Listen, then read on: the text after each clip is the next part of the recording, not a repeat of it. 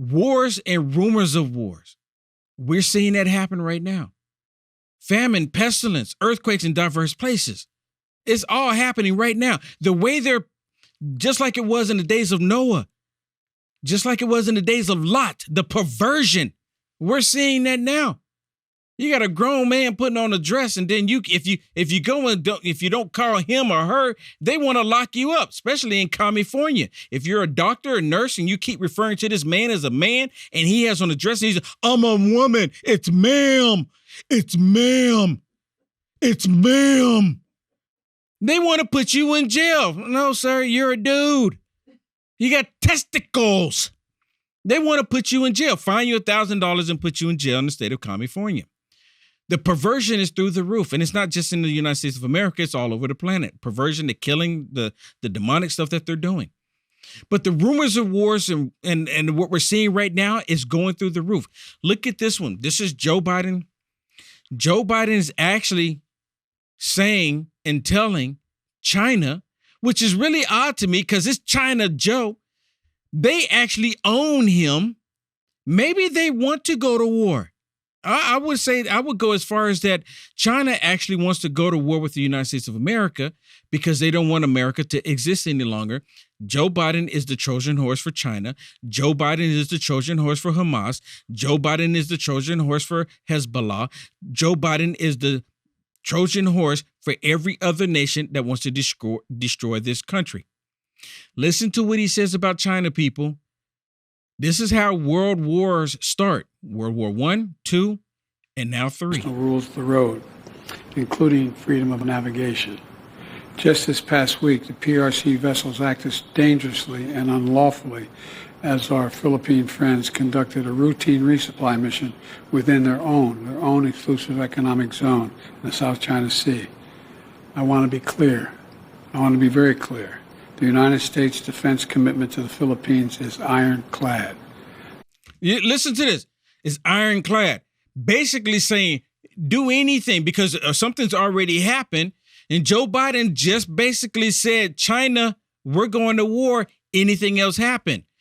See, this is what happens when you have weak leaders.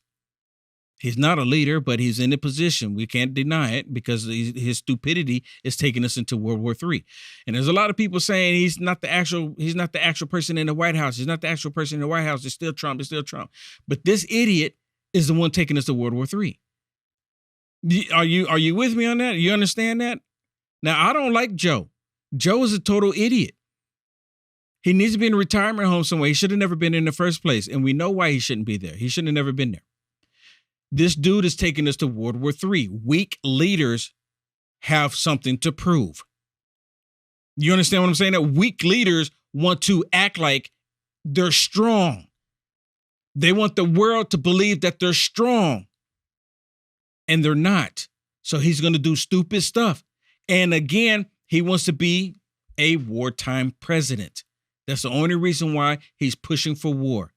The United States defense agreement with the Philippines is ironclad. Any attack on the Filipino aircraft vessels or armed forces will invoke our mutual defense treaty with the Philippines. And you see that? He says we're going to go to war. And Jeremy played this earlier. Look at Gruesome Newsom. Why in the world would Gruesome Newsom go over there? To try to bring down tension? To try to make things better? Like, don't listen to Joe, what he's saying. I'm here. I'm going to take control. I'm the one actually running everything. What is his purpose of being there? He's a governor of a state. He's a governor. He has no business going to China. Is he trying to build up his foreign affairs for when he does run for the presidency? Is that what it is? Bingo. Is that what it is? He's That's trying to exactly look, I have foreign experience. I've been to China. I've been to these countries. I've done this. I've done that. Dude is corrupt as a $3 bill.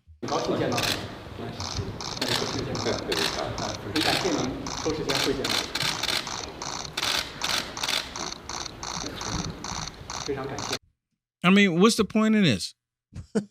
I'm going to tell you what the point is. I mean, what's got the an point of article this? on it. Okay, yeah, enlighten us, Shannon. Because I mean, this doesn't make any sense, Well, right? it's like what you said. He's trying to get foreign policy experience, but California's Newsom has a surprise meeting with Beijing's China's Xi, gets torched for climate fear mongering. Oh my gosh, can't talk. He said this, Will. He said, I'm here in expectation, as you suggest, of turning the page, of renewing our friendship and re-engaging our foundational and fundamental issues that will determine our collective faith in the future. That's what he said. He went on to say that he's here to accelerate our progress on climate in a meaningful and some substantive ways. The governor said at a news conference, but did not mention more specifics. Newsom said they also talked about fentanyl, a synthetic drug and leading killer of people in the U.S., and China's role in combating the transnational shipping of precursor chemicals. Yet Republican members of Congress have charged Beijing in fueling the flow of chemical cartels have pouring across the U.S.-Mexican border. He went on to say one last thing. Well, he said, divorce is not an option. The Office of California Governor wrote on Xi, sharing photos of Newsom's Beijing visit. The only way we can solve the climate crisis is to continue our long-standing cooperation with China as two of the world's largest economies. The work we do together is felt in countless communities on both sides of the Pacific. So that's what he was doing there. So he's there for that purpose. Yeah, whatever. So before we go on, I kept thinking like there was something else that I want to share with everybody. And I meant to do this when I was showing Mike Johnson, the new Speaker of the House. You know, because I was telling y'all how the Democrats are highly upset and they wanted the other guy, Emmer. Yeah, Emmer. Oh, I got it right. You did. They wanted him. And why do you think that the Democrats wanted Emmer? Anybody? He's a rhino. Yeah, he's a rhino. Listen to Jake the Snake on the Communist News Network. Listen what Jake the Snake was saying about Emmer. I'm covering life and death issues, serious tragedies, serious momentous occurrences here in Israel and, of course, in Gaza. And, of course, we have to interrupt this for one moment to cover the complete and utter clown car. Listen to this. The clown car. He's in Israel and he's disrespecting the United States of America. And he's not talking about Democrats. He's actually talking about Republicans, talking about the clown car. Really? Watch. That is the House Republican speaker's race back in Washington, D.C. This morning, the House Republican Conference selected someone, a rational human being, Minnesota Congressman Tom Emmer, to a rational. You see this? A rational human being. I mean, for him to even say that, Hakeem is not rational. He's a demonic person, possessed. He's not rational at all. Listen, I'm not going to stop it again. Listen, it's short. Selected someone, a rational human being, Minnesota Congressman Tom Emmer, to be its new nominee for Speaker of the House. However, moments ago, a source tells CNN, Emmer was forced to drop out of the race. Let's get to CNN's Manu Raju, who's live for us on Capitol Hill. Manu, was Congressman Emmer too sane? What happened? Was he too sane? What happened? I'm sorry. I know I said we're going to stop it.